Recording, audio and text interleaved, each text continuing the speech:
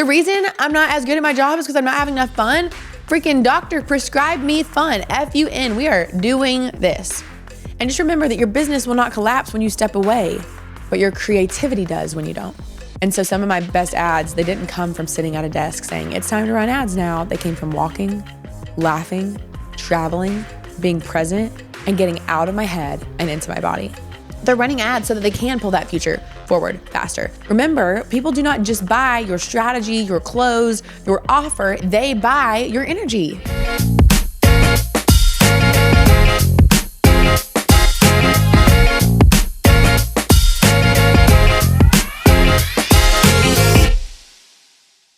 Welcome back to the Win with Paid Ads podcast.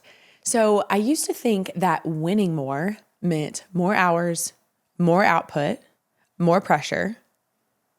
But the best ads that I have ever made, the best ideas I have ever had, and the best moments in my life came when I actually stopped working and I started living. And a part of me was like, do I even do this episode? Because to tell people, just live your life, like that sounds so far-fetched and crazy. But I actually want to prove to you with science and with some backing that the thing that was actually blocking me being able to create the best ads and you being able to create the best ads could be you suffering with something like I was. So I'm going to share that with you today. So when I really think about what winning meant to me, it really meant always being on. I was like, I have to constantly work. Every gap that existed in my life, I was like, I have to fill this with productivity. I'm like, I can't go on a walk and not be listening to a podcast. I can't go drive to the gas station and not have a book on. I can't, be in the back seat of an airplane or the front seat of an airplane and be sitting there without voice memoing. Like I need to be sending messages. Like I was just like, every single second, there was no room to be like, I have nothing happening. I'm not filling the gap. Like there was no blank space, literally. I was like, every single moment has to be filled with some input, or output. There was no existing. And so I feel like I would check Slack 24/7. I would never actually let my brain rest. And I'm not kidding you. When I went to go watch a movie, Kyle would be like, hey, let's go watch a movie. I was like, yikes. What could I be doing with those 2 hours? That is so jacked up. That is a habit that had to get freaking broken so I could live my life. And I really thought being productive meant that I was winning. And listen, I'm not going to I'm not going to lie and be like, oh no, I wish I hadn't been so productive. I'm so glad I was productive. It absolutely got me to a place where we were able to achieve our results sooner. And I absolutely have to let that go now. Like, I'm glad I worked my little booty off. I also am glad that I am focusing on spending time with my kids, turning my phone off. Like y'all, I don't know if you've heard of bricking your phone, but I am buying a brick. Like that was my link. My weekend to-do list says buy a brick because there's boundaries. And I talked about this in another episode, but it's like even with food, even with alcohol, if you just say I'm not drinking and then you don't versus I'm not going to snack and then you don't, that teaches your brain that you actually have a boundary. I was like, I need boundaries. And I used to think so wrongly of boundaries. I was like, boundaries shouldn't exist. That's how you reach higher performance. And I realized the most successful people, the most professional athletes, they have hard boundaries around rest. And so I know I've talked about that before, but I really want to share with you the kind of science behind how creativity and actually having fun specifically can lead to your best ads you could ever create. Okay, so when you are stressed, your brain is in survival mode. Your amygdala is activated. You narrow your focus, you repeat the known patterns, and you actually become less creative when you're stressed. When you're relaxed and you're having fun, your brain enters default mode network. Your brain enters default mode network. And that is where creativity happens, where connections happen, and where ideas arise. Your best ideas don't come when you're actually forcing and trying to get those ideas to come out. They come when your brain actually has the space to create them. So let's talk about dopamine and play.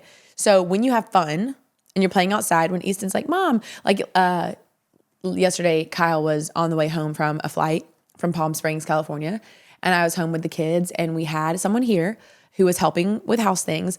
But instead of me sitting inside and maybe relaxing because I'd been gone, I was like, hey, why don't you stay inside and you can work on the laundry, do some dish stuff while I just go play with the kids. and I played with the kids for 3 hours. I was like, what time is it? It was 7:45 and the sun was still up because it's, getting close to summertime. And I was like, man, I just had so much fun with my kids for 3 hours. And I had actually had a business idea. As soon as I walked inside, I was like, man, it just popped into my brain. I wasn't even looking for it. And it was like, here's an idea. Here's a new thing that you can change in your business with your team. And I immediately sent a message to the team. I was like, let's make this happen. It's because I actually gave my brain space to calm down for 2 seconds. Lord have mercy. We got to take a break sometimes. So the cool thing about fun, it releases dopamine. The cool thing about dopamine is it increases your motivation, it increases your memory, and it boosts your problem solving. Fun literally makes you better at your job. What? The reason I'm not as good at my job is because I'm not having enough fun? Freaking doctor prescribed me fun. F-U-N. We are doing this. In fact, there's actually a book called The Artist's Way, and it says that creativity requires, not suggests, not might be good if, it says creativity requires play, rest, and exploration. And so there's 2 key concepts that this book talks about. Number 1 is artist dates, and it says doing things just for joy with no outcome attached to it. And you can't do it with someone else. Like these artist dates are supposed to be just for you. So actually, I've been doing artist dates. Watching the Taylor Swift documentary was my artist date. Ice skating, artist date. Snowboarding by myself in Colorado, artist date. And I'm actually about to tell you something really special about Colorado and being with my mom and really just thinking about what winning means. So I'll get there. But number 1 was artist dates. So doing something just for fun with no outcome attached. And it's crazy how when you don't have an outcome, it's like, I'm doing this and it's like, it can just be fun, whatever it is. It's so freeing. The second thing is filling the well. So think about your happiness and your energy as a well. You cannot create from an empty place. If all you do is output, the well will run dry. I was in Costa Rica recently, and this is so insane. The 5 of us will make $50 million collectively in our businesses. And the Wi-Fi did not work well. We had no shower for 3 days, y'all. What? That is gross. Okay. So there was no shower. I'm not kidding you. So the shower did not work. Not only did it not have hot water, it did not work. And so we had to bathe in the sink. We had to get a washcloth, bathe in the sink. And the way that we did not even try to get a different Airbnb, because we were so happy living with each other. We were like, I literally was like, I can't wait to get downstairs. I have never not been on my phone so much that I was like, you know what? I don't want to miss a thing. It's like that song. And I don't want to miss a thing. I literally did not want to miss a thing. I ran upstairs. I took my clothes off. I changed as quickly as I could because the living was so good. So good, I didn't even want to open my phone. My phone pickups were down 95%. That's crazy. That is on living a life worth living and having fun. Now for me, talking about business with a bunch of successful business owners, that is fun for me. It was so funny. Macy and I were sitting in first class and we were on the airplane, and on the way there and the way back, the different flight attendants were like, hey, you're supposed to be on vacation. Why are you working? We were like, we have 4 hours of non-interruption. This is vacation. We were like, they were like, this does not compute. And we're like, yeah, our work is fun. Having ideas of how we can help our people and grow our team and change the world, it is literally fun. Think about this. Y'all, think about this. If we were an artist and we were sitting outside on Saturday morning at 11 a.m. painting the most beautiful piece of art, would anybody judge us? They'll be like, no, she's just doing her craft. It's so beautiful. She's an artist. But if you're sitting outside at 10 a.m. on your computer, it's like, what are you doing? Stop working. Isn't that interesting? The fun is the work. The fun is the journey. The fun is being in the middle of it. Granted, to do my best job, sometimes I need a different type of fun and you need a different type of fun. That's where these other things come into play. And so what I would encourage you to do is set a date on your calendar for you to do something fun every week, non-negotiable. Really quickly, we'll get right back to the video, but I just wanted to remind you and invite you to the 5-day Win with Paid Ads Challenge. These 5 days could change your life and change your business. And the sooner that you get that platinum ticket, the sooner I can give you my outside perspective and feedback so that you can pull that future revenue forward. And remember, we don't just do Facebook and Instagram ads. It's Facebook, Instagram, Google, YouTube, TikTok, Pinterest, LinkedIn, Spotify, Amazon, and beyond. We will teach you and your team how you can win with paid ads. So click the link below, get your platinum ticket, and I'll see you soon. I realize that if you fill the well, if you take yourself on an artist date, the quality of your ads that you make is directly tied to the quality of your life. If you are living a good life, if you are so happy, if you are so fulfilled, good golly, Miss Molly, that will transfer into your ads, right? Whereas if you're living a stressed life and you're high strung and it's not going well, your ads are probably going to transfer a little bit of frustration because underneath you, there's frustration, right? The quality of your life is directly tied to the quality of your ads and vice versa. Next thing, let's talk about Colorado for just a second. So when you set up your ad, I want you to just pause for just a second and say, why am I even creating this? What do I really want? Like, let's talk big picture. When you launch this ad, yes, you want a sale, but why do you want the sale? To get revenue. Why do you want the revenue? Well, what does that revenue do for you and your team and your business and your family? So I'll tell you. So I'd never flown private before, and we were hosting our Hall of Fame retreat for our 7 and 8 figure clients. And my mom is our house manager here. And so mom got to go with us because she helps run the house and run the ship while we're there. And so because there were so many people locally here in Atlanta on our team, we were able to make the math make sense to fly private. And I actually did negotiate with the pilot a deal, and it worked out great. I helped him with ads. He helped me with the flight. And so what was really cool is I will never forget this moment where I reached across in the private plane and I grabbed my mom's hand and I was like, "Are you excited?" And she was like, "Yes." She's like, "I'm so excited." And I'm like, I'll never forget that moment. My mom is getting to live things and do things that she never would have done if this business wasn't growing and successful and profitable as it is. And so moments like that, and even like flying my whole family first class to Colorado, it was so cool being able to, we landed and everybody was fed. Everybody was comfortable. We got off first. The kids were crazy, so it was really nice. Everything was just so smooth. And it was like how special that we got to create that for them. Like my mom got off the flight and she was like, I've never experienced a flight like that. And being able to like take my mom and my stepdad and my kids dog sledding, one of the coolest things I've ever experienced in my life. We got to feed the dogs. We got to pet the dogs. We got to leash the dogs. We got to, ride around, and those dogs were living their best life. I heard this recently that there are some animals, and I think it's a certain type of dog, or was it a horse? I don't remember. Oh, it's a donkey. There's certain donkeys that if they are not worked hard enough, they die. They're literally created, Robert, they're literally created to work hard. Like that is what keeps them living and looking forward to waking up. Well, that's how hard they work. So moments like being able to treat my clients in the Hall of Fame to a trip to Italy. Moments of being able to treat my team to a week and in the most beautiful place, and we get to call that work. Moments of seeing my kids on vacation and us being able to stay somewhere so special and knowing that we get to do that every year and not stress about it. Knowing that I go to this retreat and there's a private chef and we don't have to think about our food. That is such a beautiful, attainable gift. And I just really feel so strongly that the version of me and the version of you that's going to take you from where you are right now in your business, as you sit here, you think of a number. Like if you close your eyes, and don't do it if you're driving, but if you close your eyes, you're going to think, what is the number I'm shooting for? What is the target I'm aiming for? Now, double that because you're probably being too safe in the first place. So now, when you think about that new number, do you feel like the current version of you can get there, or do you have to become someone different? You're probably going to have to evolve a little bit. And one of the things you might have to evolve is your willingness to have fun and not put pressure 100% on yourself to get there. Just enjoy the ride for a minute. So there was this moment where, just so anybody that knows me, is I'm an absolute chicken. Okay. Like I do not want to do anything alone. I don't want to go to eat alone. I don't want to drive anywhere alone. I just don't want to be, I don't know. I kind of do like the car sometimes, but otherwise I don't like being at a house alone. Like I just don't want to be alone.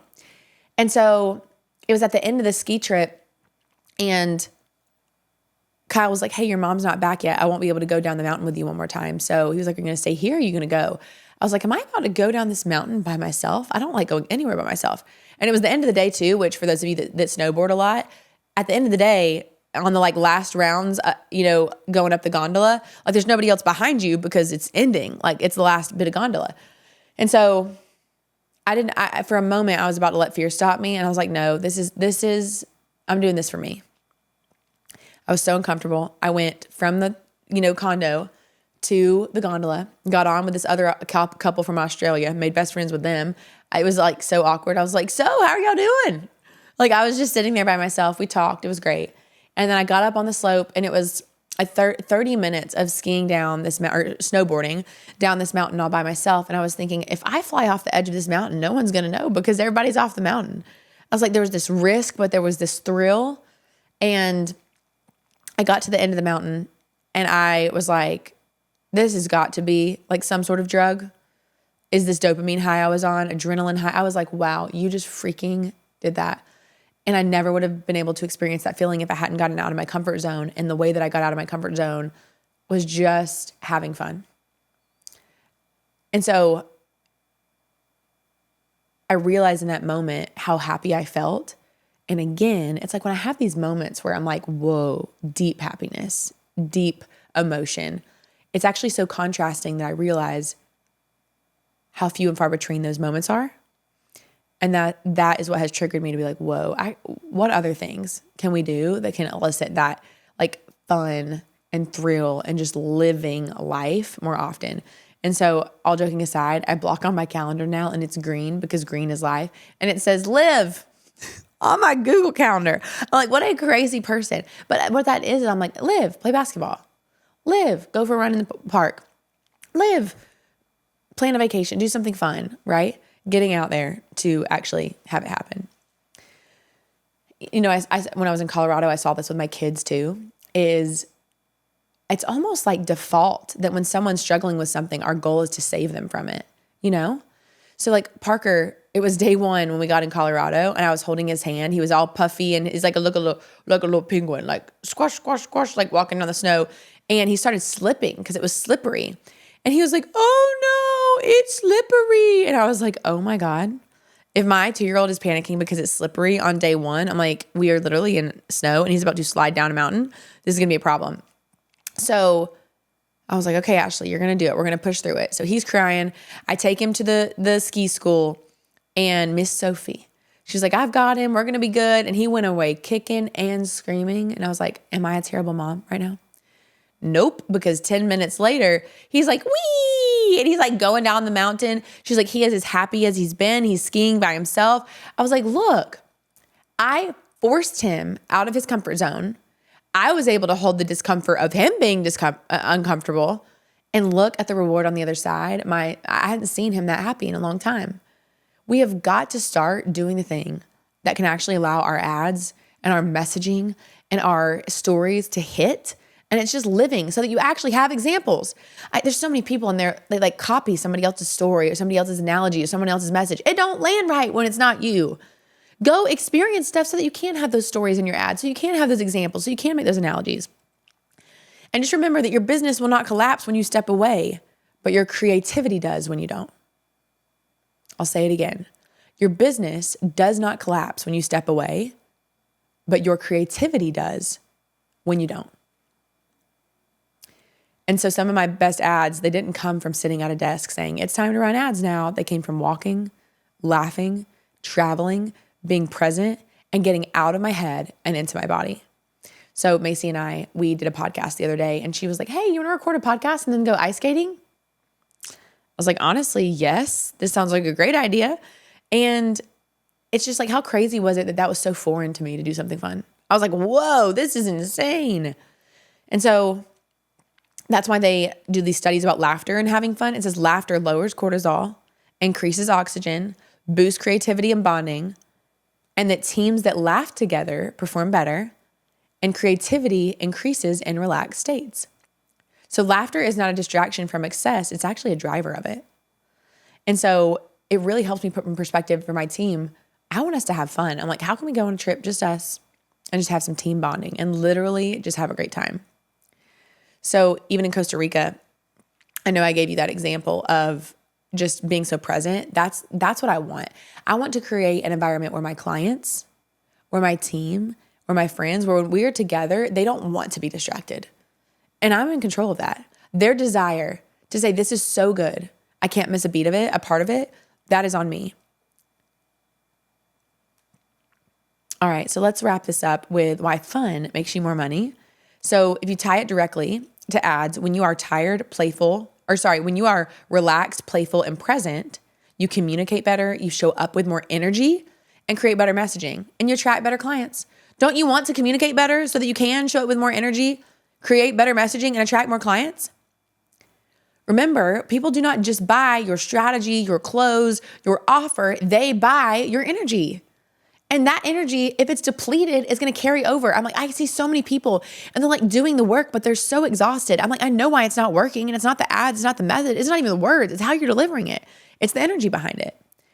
And so this life you want to live, these moments you want to have, ads are the thing that creates that. Every woman in that room making $50 million, you best believe they're running ads and making a list of ads they want to run and talking about the strategy and their budget. One of them paused their whole campaign and changed everything while we were sitting there. They're running ads so that they can pull that future forward faster because ads are math. If you want more time, run some more ads. If you want more experiences, run some more ads. If you want more memories, run some more ads. Ads create the margin. It's not the other way around. But once you have the ads, give yourself some space so that you can create better ads, right? So I want you to take a minute, and I just want you can pause the episode after you do this, but I want you to write down for a minute. I want you to close your eyes and say, what does winning really look like?